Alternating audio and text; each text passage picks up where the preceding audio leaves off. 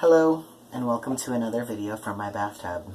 The water is warm, so I'm sweaty. That's disgusting. But anyway, I wanted to talk about kidney donation today. I am currently in the process of trying to donate one of my kidneys to a friend, which is always an undertaking, but apparently even more so while one is trans.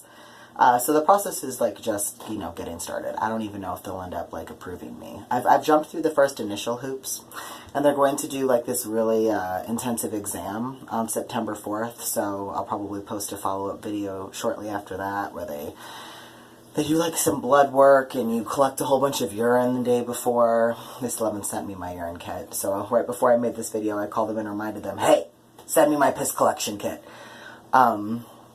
So they do that, and they also ultrasound your organs. They put you through an MRI machine, CTI, whatever. And there's also psychological tests, so they really physically and psychologically examine you thoroughly to make sure that you're actually an appropriate donor and that it's going to be safe for you and that your organ, your kidney, is appropriate to be received by the person who you're interested in donating it to. So, yeah, they had some initial concerns because I think they had assumed I was cis when I first submitted my application. So initially they were gonna make my friend sign a consent agreement that they understood that my kidney was going to be high risk, and the only reason it was going to be considered high risk was because they perceived me as a cis man who was having sex with other men. So obviously that means I'm, riddled with AIDS right off the bat.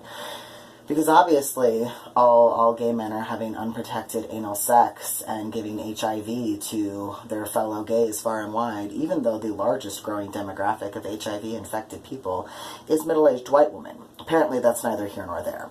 So that was my first frustrating conversation after I had passed this hurdle, I'm like, okay, well, I guess you can give your friend your kidney as long as they're willing to, sign off on the fact that you have a high-risk faggot kidney. So there was that piece. And that was frustrating, but I tried to get through that with as much grace as I possibly could. What was even more frustrating was the donation, the organ donation coordinator is, I suppose, her official position. What was even more frustrating was when she called me back to tell me, great news, your friend isn't going to need to sign off on your high-risk kidney because even though you identify as a man, you're actually a female. So special. I was obviously overjoyed to receive this phone call. So then I had to have a 20-minute conversation with her about how we speak to trans people with respect, because that certainly is not it, and how we can communicate such a message with respect and with integrity and honor to the people that we're speaking to. So that's where I'm at with that right now. Hopefully I will get this collection kit in the mail. And then I'll make another video with how all of that testing goes and what ends up happening. And if I do end up being approved to donate this kidney, I'll document that as well, because I think it's just important to talk about in general. But I think it's especially important to talk about the experiences that transgender and gender nonconforming folks are having in the medical community in general, going to appointments, but specifically with organ donation, right? There are so many people who need organs, and more or less, they're not really interested in homosexual or transsexual organs. So I think that's worth talking about and considering. And I think it's really important for folks who are in the medical industry and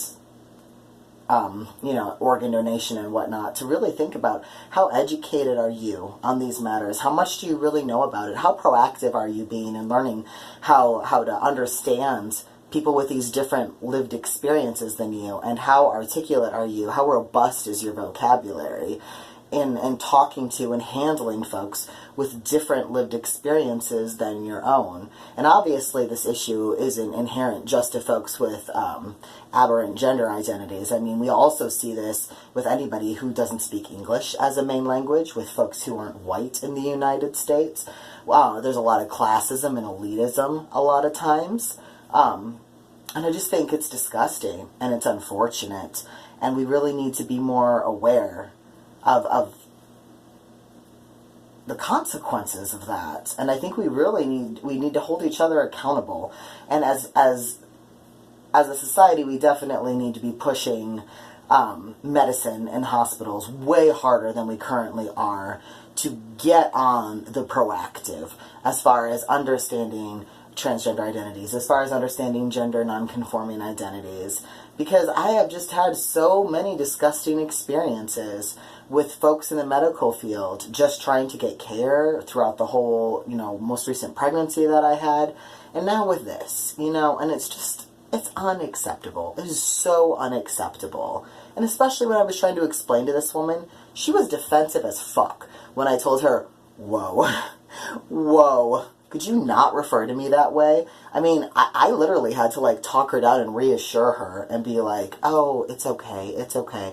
I use the analogy, as a white person, obviously I have white privilege, and none of us escapes internalizing racism. If you're a white person and you claim you aren't racist, you just aren't looking inside of yourself closely enough. I guarantee you, if you take a close enough look, you're gonna find things in there that have been acculturated into you that you need to identify and deconstruct and fix. It's gonna be a lifelong journey for you. It's a lifelong journey for all of us. But I use that as an analogy to her, when my friends of color say, ooh, Casey, no, that was not so great. Initially, oftentimes my first feeling is shame. And I could take that shame, and I could hold on to it, and I could get stuck there, and I could choose to be defensive, and I could choose to shut down my friends and refuse to listen to what they were saying because it hurts my poor feelings. But that's not helpful. And that's not what my friends need, and that's not even the right choice to make. I mean, there's nothing ethical about reacting that way. I had to reach out to her on that and say, hey, I can understand where you're coming from, because I have similar experiences when different types of privilege, right? I might not have cis privilege, but I have other types of privilege. When that gets called out, and when the isms inherent to that get called out, that I need to do the work of understanding and deconstructing and modifying. That's not a fun process for me either, but I need to take the high ground on that. And I tried to explain to her that you do too. And it was only after I had empathy for her defensiveness and for her initial obnoxious response that she was able to kind of let those walls down and be open and hear what I was saying to her. I mean, it ended well. Ultimately, she ended up taking out a pen and pencil to take down some new vocabulary words that I was sharing with her about how she could have said what she wanted to say to me in a respectful way that honored my identity and also communicated what she wanted to communicate, right?